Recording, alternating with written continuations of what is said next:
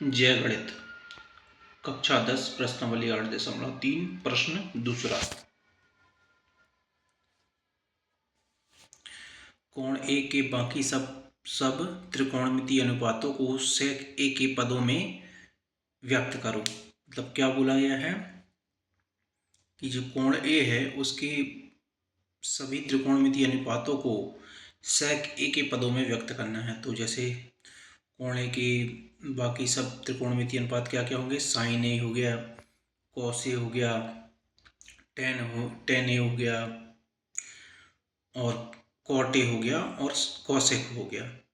इनको सेक में, तो साइन ए को कॉस सेक ए में बदलने के लिए क्या करेंगे हम, साइन ए बराबर वर्गमूल के अंदर साइन स्क्वायर साइन का वर्ग ए।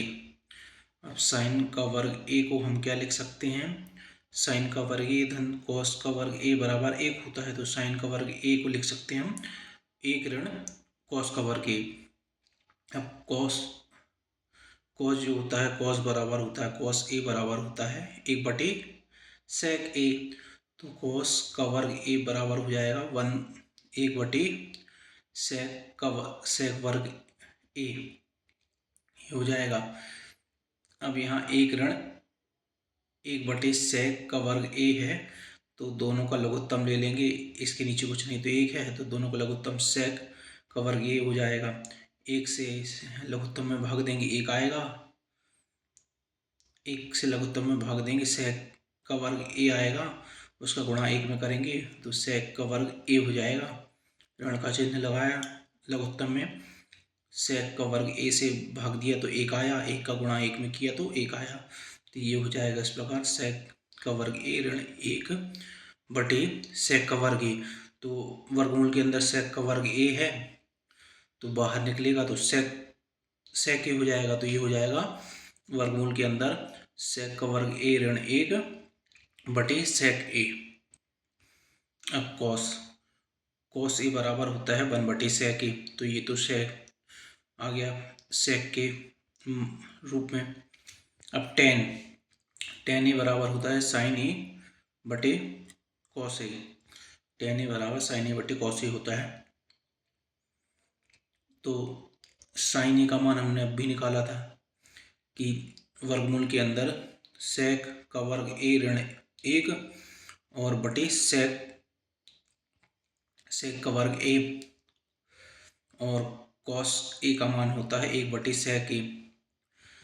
तो क्या होगा, ये जो सेक ए है 1/सेक ए है तो ये ऊपर चला जाएगा, और ये जो सेक का वर्ग ए है ये जब वर्गमूल से बाहर निकलेगा तो सेक ए हो जाएगा। तो सेक ए से सेक ए कट जाएगा तो यहाँ बचेगा वर्गमूल के अंदर सेक का वर्ग ए ऋण 1, ये बचेगा। अब हो गया कॉट ए। तो कॉट ए बराबर होता है 1/tan ए, और tan ए का मान हमने अभी निकाला है। 1/tan ए का मान हो गया वर्गमूल के अंदर सेक का वर्ग ए ऋण 1।